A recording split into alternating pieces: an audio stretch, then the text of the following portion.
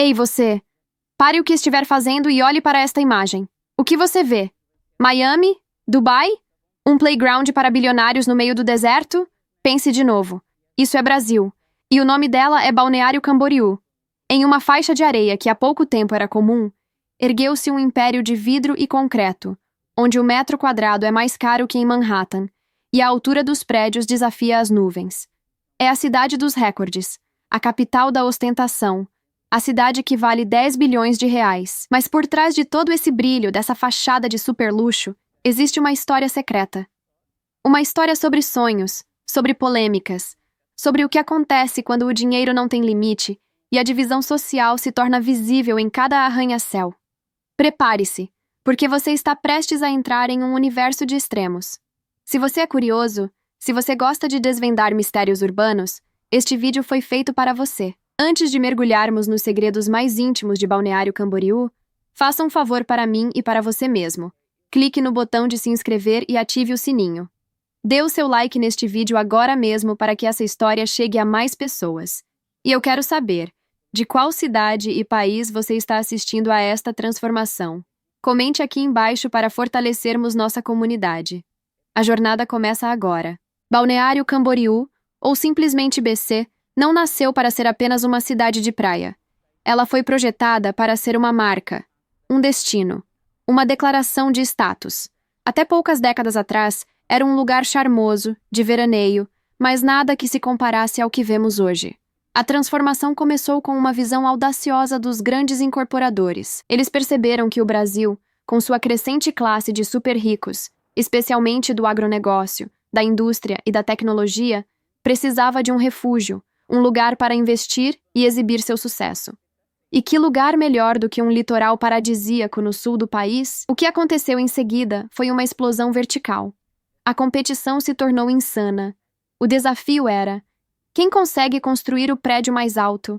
Quem consegue oferecer a cobertura mais extravagante? Hoje você não encontra BC nas listas de cidades do Brasil com mais arranha-céus.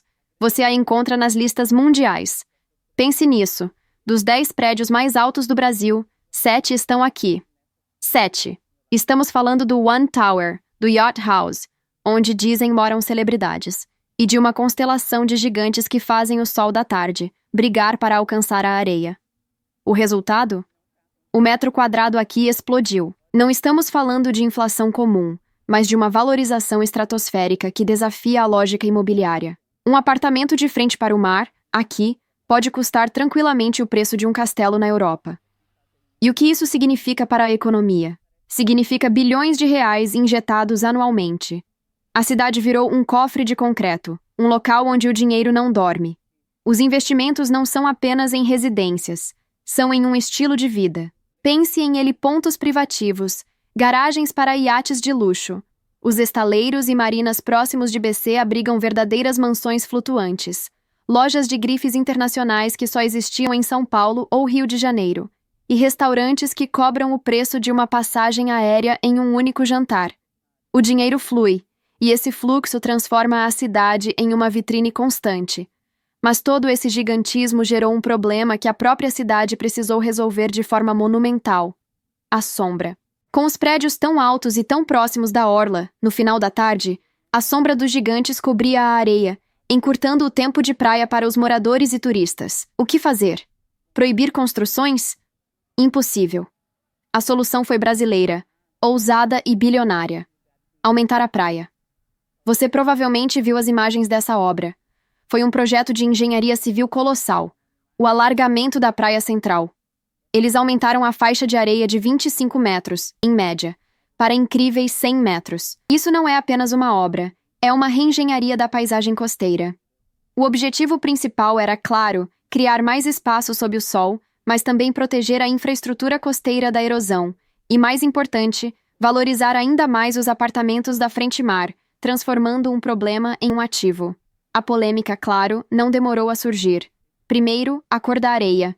Quando o sedimento foi dragado e depositado, ele estava com uma tonalidade mais escura, o que gerou piadas e críticas. Mas a natureza, com o tempo, fez o seu trabalho, e a área clareou, se assentou e se transformou no grande parque à beira-mar que é hoje. Críticos ainda apontam os custos altíssimos e se a solução é definitiva, mas o fato é que a obra se tornou o símbolo da ambição de BC. Se a natureza impõe um limite, nós o movemos. É uma demonstração de força econômica e vontade política. Esse alargamento não foi o fim. Novos projetos de infraestrutura de luxo estamos falando de piers exclusivos, projetos paisagísticos complexos, e até a notícia de um futuro museu em homenagem ao Ayrton Senna dentro de um desses arranha-céus. BC não está apenas construindo casas, está construindo um ecossistema de exclusividade e entretenimento de ponta. É a prova de que, para os ultra-ricos, a infraestrutura é um investimento, não. Agora vamos falar sobre o que realmente trouxe Balneário Camboriú para o centro da conversa nacional e viralizou nas redes: a cultura, a música e os apelidos. Recentemente, uma música sertaneja dominou as playlists e virou meme. Descer pra BC. Se você não ouviu, a letra é um hino não oficial do novo turista e investidor da cidade. Ela fala de um herdeiro do agronegócio que troca o pé no capim e a vida rural pelo luxo, os carros esportivos, as festas e os iates do litoral catarinense. A música, de forma leve e até cômica, capturou a essência de quem está comprando os apartamentos de 10 milhões de reais. Não é mais apenas a elite tradicional que domina o cenário. É o dinheiro novo, o dinheiro do campo que se modernizou, o dinheiro da tecnologia que busca um lugar para celebrar o sucesso e mostrar ao mundo que chegou lá.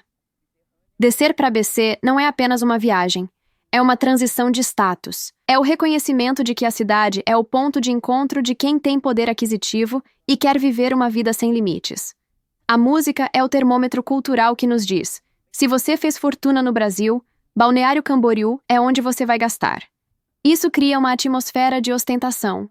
Nas ruas, é comum ver supercarros, Lamborghinis e Ferraris, que em outras capitais seriam raridade, mas que aqui se tornam parte da paisagem urbana. A cidade se alimenta dessa imagem de sucesso e extravagância, atraindo mais do mesmo, num ciclo vicioso e delicioso para alguns, de riqueza. Mas o debate em torno de BC não é apenas sobre o luxo. Ele tem uma cor política muito forte. Balneário Camboriú ganhou um apelido que viralizou nas redes sociais e na mídia: Bolso City. Este apelido não surgiu do nada. Ele está enraizado na geografia política da cidade. Em termos de voto e ideologia, Balneário Camboriú é um dos maiores redutos da direita no país. Nas últimas eleições presidenciais, a cidade deu uma votação esmagadora ao ex-presidente Jair Bolsonaro, com uma porcentagem que ultrapassava os 70% dos votos válidos. Além disso, a política local também se alinha fortemente com essa ideologia. O que isso nos diz? O apelido Bolso City sintetiza, para os críticos, a união entre o poder econômico e uma ideologia política específica. A cidade não é apenas rica, ela é ideologicamente homogênea em grande parte. Para quem usa o termo, ele é uma crítica à concentração de riqueza e ao que eles consideram ser uma visão de mundo exclusiva e conservadora. Para os moradores, muitas vezes o termo é aceito ou ignorado, vendo-o apenas como um reflexo de uma comunidade que valoriza a iniciativa privada, a segurança e a ordem. Essa identidade política forte torna a cidade um alvo constante de debates acalorados nas redes sociais e na imprensa. Ela se torna um microcosmo do Brasil polarizado, onde o dinheiro e o poder se alinham de maneira muito clara, transformando cada arranha-céu e cada voto em uma declaração política e social. E é aqui que a história de Balneário Camboriú se torna mais complexa e talvez mais triste. Por trás de toda a positividade e o brilho do mármore e do vidro, existe um abismo social que não pode ser ignorado. O preço do luxo é o custo de vida. Morar em Balneário Camboriú se tornou inviável para a maioria da população trabalhadora. Um apartamento modesto, mesmo fora da orla, custa uma fortuna. O aluguel disparou. O que acontece? Os trabalhadores da cidade, os garçons, os motoristas de aplicativo, os pedreiros, os seguranças, os professores, são forçados a viver na cidade vizinha, Camboriú, separada apenas por um rio. Esse fenômeno é conhecido como segregação socioespacial. De dia, essas pessoas descem para BC para trabalhar, servir a elite e manter a máquina do luxo funcionando. De noite, elas voltam para a cidade vizinha, que não tem o mesmo glamour, nem o mesmo investimento em infraestrutura. Balneário Camboriú se torna, assim, um lugar de consumo e lazer para os ricos, e um lugar de trabalho para a classe média e baixa, que não tem o direito de usufruir de seus altíssimos índices de desenvolvimento humano, IDH. Este é o grande paradoxo emocional da cidade. Ostenta o maior IDH do Brasil, mas essa riqueza está concentrada de uma forma que empurra a maioria para a margem. E há mais. O fenômeno da população de rua também é visível. A cidade, em suas tentativas de manter a imagem de paraíso limpo e ordenado, já viu propostas legislativas controversas e não aprovadas, que tentavam, por exemplo, multar quem dava esmolas, numa tentativa de tornar a pobreza invisível, ou empurrá-la para fora dos olhos dos turistas e moradores ricos. É um esforço contínuo para manter a fachada, que para muitos ignora a raiz do problema social. Mas voltemos ao dinheiro.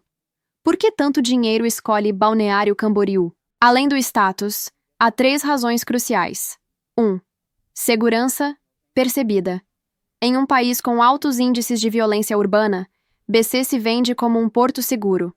O foco no investimento em segurança e a própria natureza de ser um destino de alta renda, com portarias e condomínios de segurança máxima, a tornam atraente para quem busca tranquilidade para sua família.